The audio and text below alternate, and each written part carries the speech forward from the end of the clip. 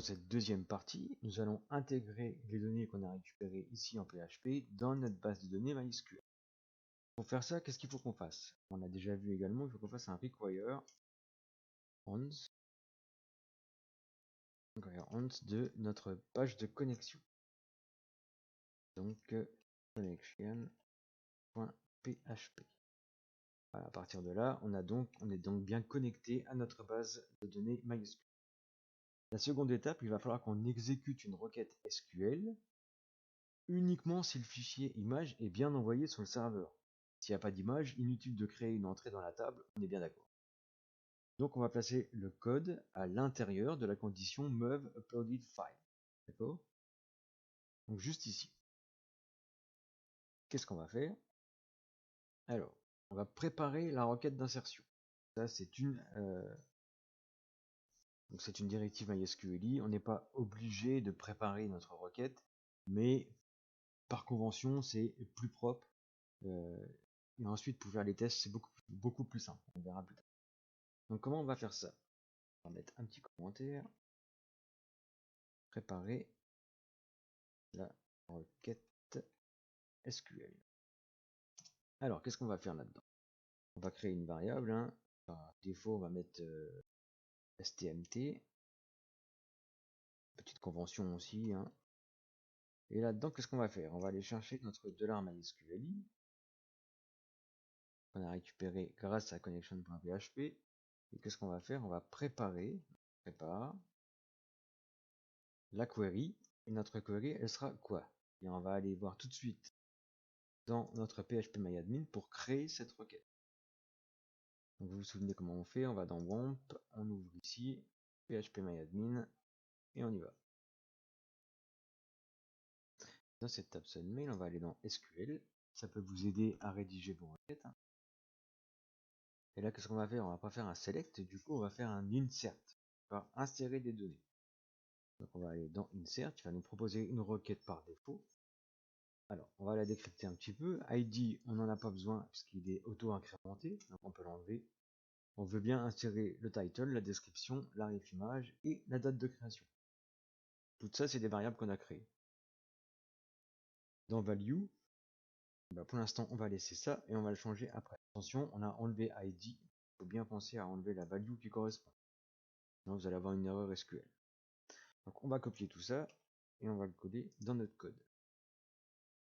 Dans la requête qu'on était en train de préparer. Voilà, donc title, description, ref image.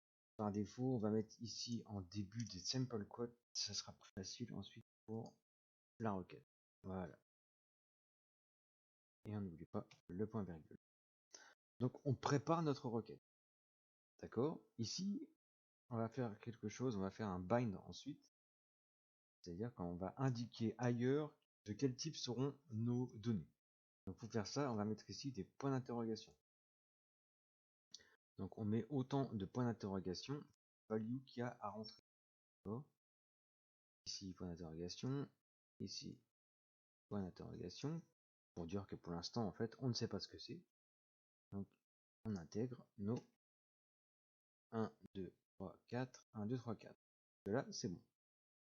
Ensuite qu'est-ce qu'on va faire avec ce stmt? Vous pouvez mettre ce que vous voulez. Hein. C'est une convention de mettre stmt, c'est plus facile à retenir ensuite. On va faire un bind param. Donc bind param. Voilà, ce bind param va nous permettre d'indiquer quel type de données on veut entrer dans notre requête. D'accord? Alors on va mettre, là c'est du string, string, string, string. On a que du string. 1, 2, 3, 4. Donc pour rentrer 4 strings, on va faire string, string, string, string. Tout simplement. Voilà, donc on a 4 variables string à entrer. Et là, on va du coup lui indiquer qu'est-ce qu'on va mettre à la place de ces variables. Donc la première, c'est bien le title. La deuxième, c'est la description. Ok. La troisième, c'est la ref image. Donc la ref image, attention, c'est le upload file. Voilà. Là, on aura le nom, le chemin de notre image, upload file, et ensuite la created date, date de création que nous avons créée ici. Donc le code est relativement clair. On prépare la query d'insertion en lui disant qu'on ne sait pas ce qu'on va passer ici comme type de variable. Et là, en bind paramètre, on lui indique qu'on va passer 4 strings et on les met ensuite à la fin. Donc ça, c'est pour la partie explication de la chose. Le bind param en fait sert à lier les variables à une requête MySQL. Maintenant notre requête est préparée, on lui a indiqué qu'est-ce qu'on voulait insérer dans notre base de données. Maintenant il faut exécuter cette requête. Et comme on est des bons codeurs, on va encore une fois tester si l'exécution a bien fonctionné. Donc on remet encore un if. Voilà. Donc, if else. Voilà. Et dans le if, qu'est-ce qu'on va faire? Donc dans le if quoi déjà? Donc if stmp. Donc si la requête est bien exécutée. D'accord? Execute. C'est bien une fonction. Donc on met bien les parenthèses. Donc si la requête est exécutée, qu'est-ce qu'on fait? On va faire un écho, simplement. Un écho de données insérées avec succès. Données insérées avec succès. Une fois. Données insérées avec succès. Ok. Et si ça ne marche pas, eh bien on va faire un écho ici. Et on va mettre erreur lors de l'insertion.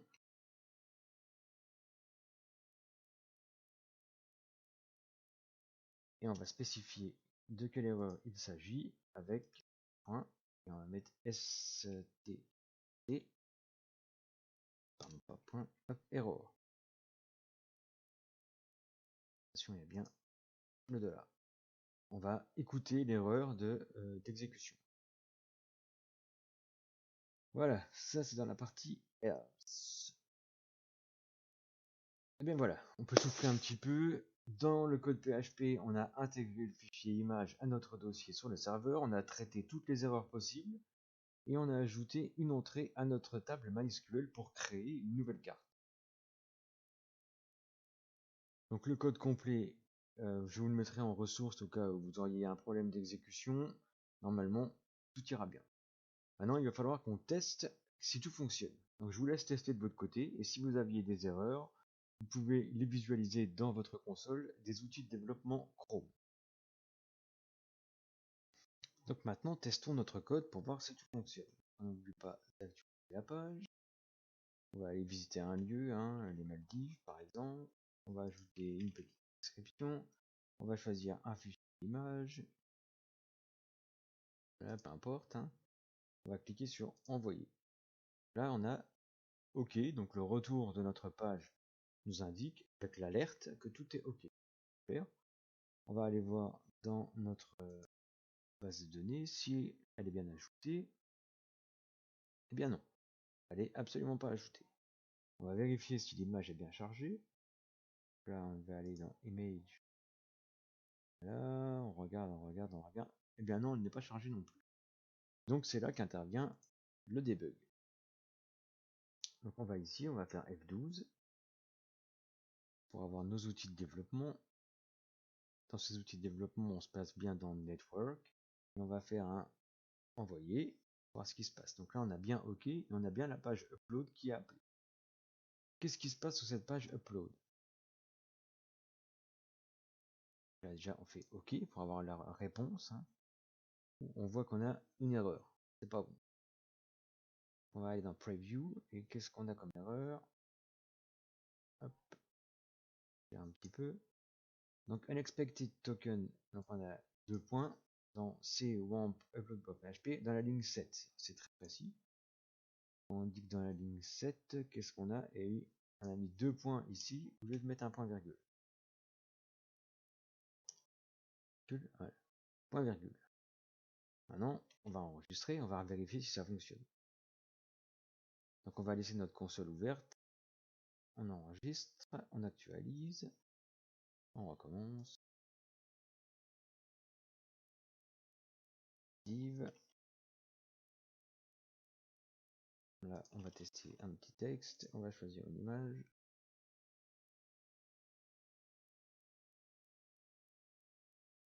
on envoie.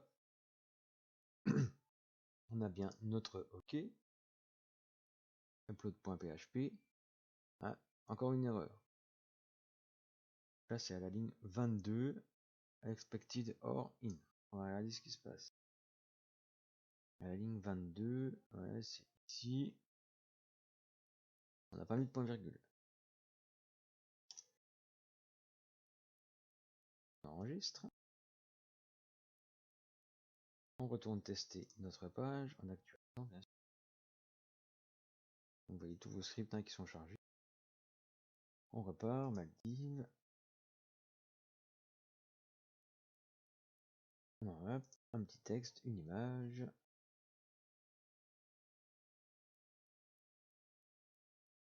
On envoie. On a de nouveau notre message de succès. Qu'est-ce qui s'est passé à l'upload? Fichier téléchargé avec succès et données insérées avec succès. Super. Normalement, les deux devraient fonctionner. Donc on va aller vérifier si on a notre image qui est bien stockée ici. Voilà, on a bien notre image qui est stockée là. Et on va aller vérifier que tout est bien stocké en base de données. Donc on actualise également, Tabson Mail. Et c'est génial. On a tout. Donc maintenant, qu'est-ce qu'il nous reste à faire? Eh bien, à vérifier sur notre page index si elle est bien chargée. Donc on va à l'accueil. On peut fermer les développements. Voilà, et on a bien ici notre image, mais on n'a pas la description. On doit avoir une petite erreur dans notre code au niveau de la description, on va regarder ça. Donc je vais vous partager l'erreur parce qu'elle était un petit peu vicieuse celle-là. Quand vous avez chargé Bootstrap dans votre page index.html, on a chargé des versions limitées de Bootstrap. Voilà, bootstrap.js. Pour utiliser des fonctionnalités un peu plus poussées, il fallait qu'on charge bootstrapbundle.min.js. Voilà, c'était un petit peu plus compliqué. Et j'ai également rajouté dans le Classic Editor, au niveau du create, le langage qu'on utilise, donc UI.fr, content.fr. C'était également indiqué dans la documentation et je vous l'avais pas partagé juste avant, je m'en excuse.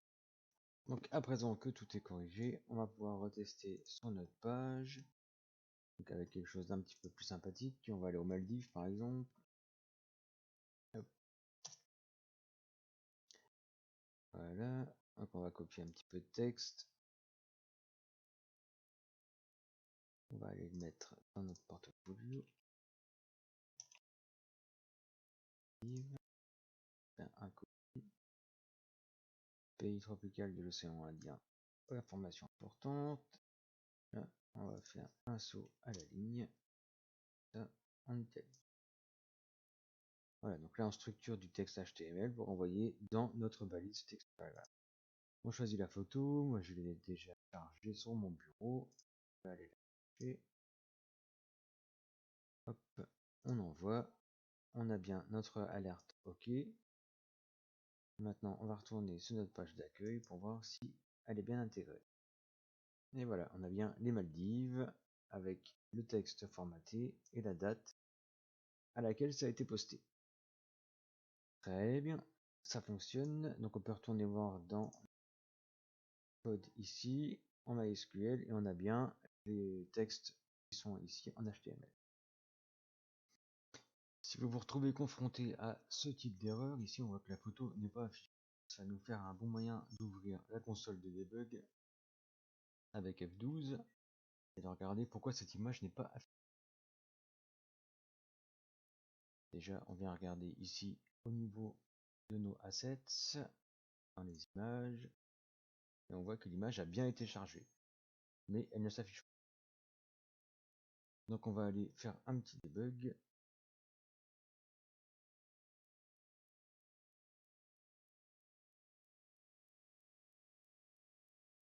Là, on va cliquer sur l'image avec le clic droit, inspecter, et on va regarder ce qui se trouve dedans.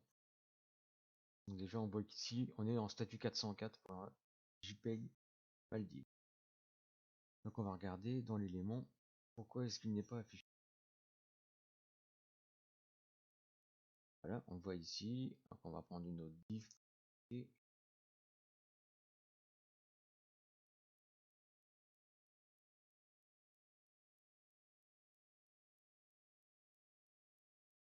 voit ici, on a Assets, Image et le nom de l'image. Si on redescend sur notre Maldives, on a 2 points. Donc là, on revient, on a remis nos 2 points pour pouvoir stocker au niveau du serveur l'image dans notre dossier Assets. Mais par contre, quand on veut l'afficher, là, il suffit de modifier, on fait un double clic, on enlève ça, on fait entrer, et on voit que là, l'image s'affiche. Donc en fait, il faut que entre le moment où on met l'image physique sur le serveur et le moment où on stocke l'URL de l'image sur notre base SQL, il va falloir effectuer un changement. Donc le changement, qu'est-ce qu'on va pouvoir faire? On va retourner dans notre upload.php ici et on voit que dans la base de données, on intègre uploaded file, qui est le nom de base de notre image qui est stocké sur le répertoire. Donc ce qu'on peut faire, c'est mettre une nouvelle variable qu'on va appeler image name, qui est égal à, on va faire une fonction strReplace, on va remplacer les strings et on va remplacer, voilà, 2 points par rien du tout. On laisse vide. Là, sur notre fichier uploaded file.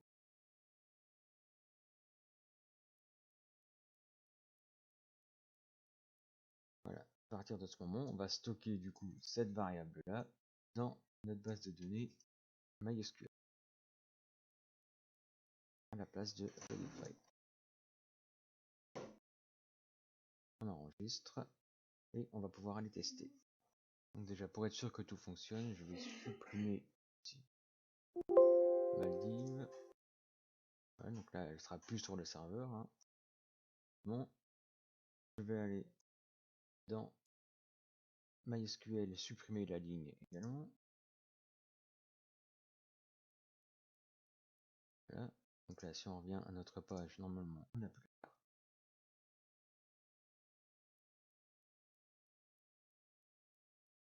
Ah, très bien, et on va retenter l'ajout. On actualise.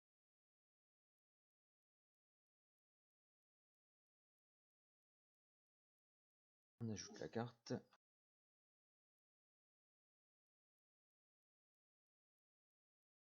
On va aller chercher un petit texte. Hein.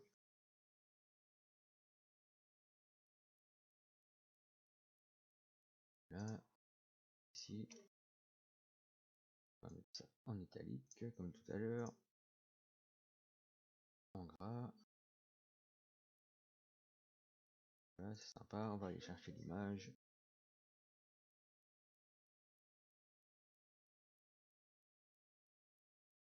Les Maldives. Et on fait envoyer. Maintenant, si on revient à notre page d'accueil, eh bien, on voit que l'image est bien chargée. Donc, elle se retrouve bien sur notre serveur, ici, et elle se retrouve bien dans la base de données MySQL avec la bonne écriture. On va faire actualiser.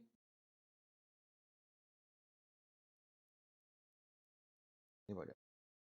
C'est super, ça fonctionne. Il est temps de nous occuper maintenant des retours que l'on veut utiliser dans le modal qu'on a installé, hein, qui va pouvoir nous servir à informer l'utilisateur de ce qui s'est passé. Et ça, on verra ça dans la prochaine section.